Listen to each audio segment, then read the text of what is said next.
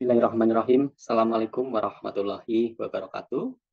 Perkenalkan, nama saya Agus Tri Susilo, SPD MPD, lahir di Kabupaten Semarang 21 Agustus 1990. Saat ini berdomisili di Kabupaten Karanganyar, Jawa Tengah. Riwayat pendidikan saya S1 BK FKIP UNS dan S2 di BK UNES. Kemudian saat ini bertugas di program studi bimbingan dan konseling FKIP UNS. Tujuan saya bekerja di Kemendikbudristek sebagai dosen, bahwa bagi banyak orang, mengajar, mendidik, membimbing adalah sebuah panggilan hati, panggilan jiwa. Mereka merasa puas ketika dapat berbagi pengetahuan, berbagi nilai, dan pengalaman dengan orang lain, terutama dengan para mahasiswa generasi muda. Dosen memiliki peranan yang cukup penting dalam membentuk karakter, intelektual, dan nilai-nilai yang harus dimiliki oleh para generasi muda. Dengan mengajar, seorang dosen dapat mentransfer ilmu pengetahuan, keterampilan, sikap kepada para mahasiswanya, serta menginspirasi mereka untuk mencapai potensi terbaiknya. Menjadi seorang dosen memiliki peran penting yang lain, yaitu bisa melakukan tridharma. Nah, ini yang menjadi ciri khas yang mungkin saja membedakan dengan profesi lainnya.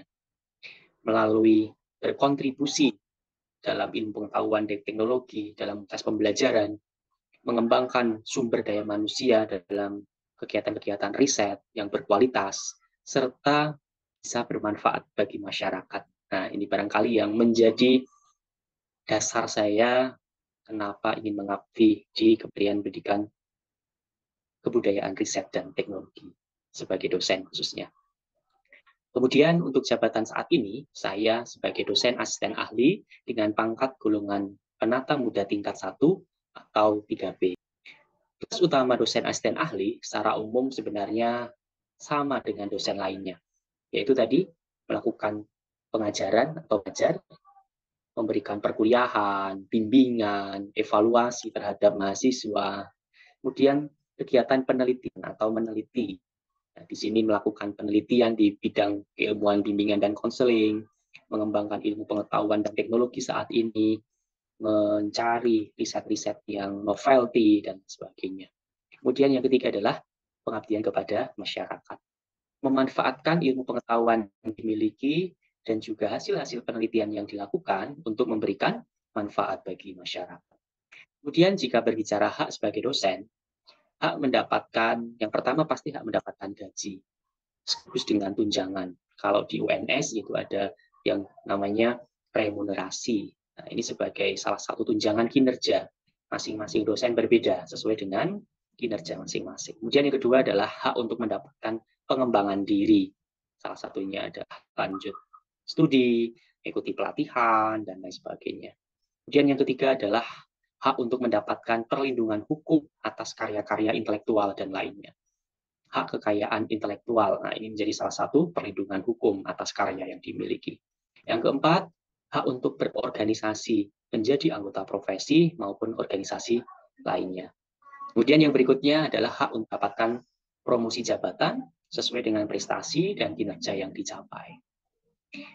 Kemudian hak akan diikuti dengan kewajiban sebagai seorang dosen, ya tidak jauh beda dengan yang saya sampaikan di awal tadi, bahwa menjadi dosen harus bisa menjalankan tusinya, ya, tugas dan fungsi, yaitu tridharma perguruan tinggi. Dosen wajib mematuhi peraturan perundang-undangan yang berlaku, termasuk juga etika profesi, kode etik sebagai dosen dan institusi. Saat ini saya diberikan tugas tambahan sebagai pembimbing akademik, ya. Ada beberapa mahasiswa yang menjadi pendamping atau yang saya dampingi. Selain itu, saat ini saya juga diberikan tugas sebagai pembina kemahasiswaan program studi, nah, di mana tugas dan fungsinya mendampingi penyusunan program kerja himpunan mahasiswa, ya, biasanya di awal tahun begitu. Saya ikut terlibat dalam penyusunan program kerjanya, memantau, ikut terlibat di setiap event kegiatan yang mereka lakukan, termasuk juga mendampingi kompetisi-kompetisi atau kegiatan-kegiatan di luar kampus. Kemudian berbicara terkait dengan cita-cita karir, ya, jika diberikan kesempatan dan kekuatan, insya Allah saya ingin bercita-cita mencapai jabatan fungsional tertinggi, yaitu menjadi seorang guru besar, khususnya di bidang teknologi bimbingan dan konseling atau di bidang karir, karena dua hal ini saya kira saat saya menjadi bisa dikatakan fokus dan bidang kepakaran yang saya rasakan begitu. Kemudian yang berikutnya, jika bercita-cita di jenjang struktural, nah ini jika ada pilihan untuk mendapatkan tugas tambahan, barangkali saya ingin mengabdikan diri bidang pengembangan sumber daya manusia (SDM), karena sesuai dengan bidang saya yaitu bimbingan dan konseling.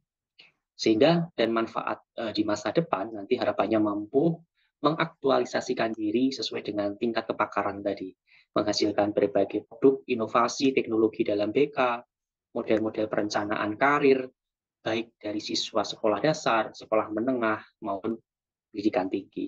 Nah, di kompetensi pedagogik, saya mulai merancang, kemudian melaksanakan, mengevaluasi pembelajaran ini menjadi satu hal yang sinergis gitu ya, menjadi sistem tidak bisa dipisahkan. Kemudian kompetensi profesional ya harus selalu dalam kegiatan penelitian, menyusun artikel atau karya ilmiah, termasuk juga kegiatan-kegiatan pendukung lainnya. Kemudian kompetensi sosial. Di kompetensi sosial ini adalah bagaimana saya mampu mengasah komunikasi efektif, berkolaborasi, kemudian ikut dalam berperan dalam sebuah event-event atau kegiatan tertentu. Dan kompetensi pribadi. Ya, di sini harus dimulai dari etika ya. Kita harus patuh dengan etika profesi. Saya berlatih leadership, kepemimpinan, kreativitas dan juga lainnya sehingga saya menjadi pribadi yang magnetis gitu. Kemudian yang berikutnya, untuk menunjang kinerja saya harus berkontribusi, berperan di prodi maupun di luar prodi. Misalnya tadi menjadi pembina kemahasiswaan, kemudian mendampingi kegiatan MBKM, KKN. Baik, saat cita-cita tersebut sudah tercapai, pasti kita harus mulai mempersiapkan masa pensiun, gitu ya. Masa pensiun memang menjadi sebuah periode dalam kehidupan seseorang ketika sudah sampai pada tahap berhenti dari pekerjaan tetap begitu. Ini adalah waktu yang sangat ditunggu-tunggu barangkali bagi banyak orang karena memang kesempatan ini nanti harapannya kita tinggal mati hasil kerja keras selama bertahun-tahun. Masa ini menjadi periode transisi yang penuh tantangan gitu ya. Sehingga persiapan yang saya lakukan besok insya Allah jika sampai ke masa pensiun begitu saya harus mulai mempersiapkan di antaranya adalah kesiapan kesehatan, kesehatan finansial, dan apakah juga masih bisa mengembangkan diri dan yang paling utama juga adalah mulai mendekatkan diri kepada Allah Subhanahu wa taala. Kemudian yang dilakukan pasca pensiun adalah utamanya saya akan melakukan tadi menjaga kesehatan fisik dan mental begitu agar mampu menikmati jerih payah kerja keras yang sudah saya capai selama ini. Tidak lupa pada masa ini adalah masa eksistensi ya, masa eksistensial yaitu salah satunya adalah bagaimana kita mampu mendekatkan diri kepada Sang Maha Pencipta. Karena itu juga harus menjadi salah satu prioritas. Dan di masa pensiun nanti saya juga merasa akan lebih banyak waktu untuk berkontribusi, berkumpul di keluarga, masyarakat, dan orang-orang yang ada di sekitar saya. Dan yang terakhir, sebagai harapan dan pesan untuk adik-adik siswa SMP, SMA, atau SMK begitu, barangkali saya ingin memberikan 3 tips atau 3 kata kunci saja ya, agar kalian mampu meraih masa depan yang diidamkan. Yang pertama adalah kuat efikasi diri, kenali diri kamu, potensi kamu, kelebihanmu untuk bisa menjadi seorang yang selalu punya growth mindset ya. Jangan fix mindset. Dan yang kedua, mulailah menulis merancang tujuan hidup sejak sekarang. Apa yang kamu inginkan setelah lulus sekolah menengah? Lanjut kuliahkah?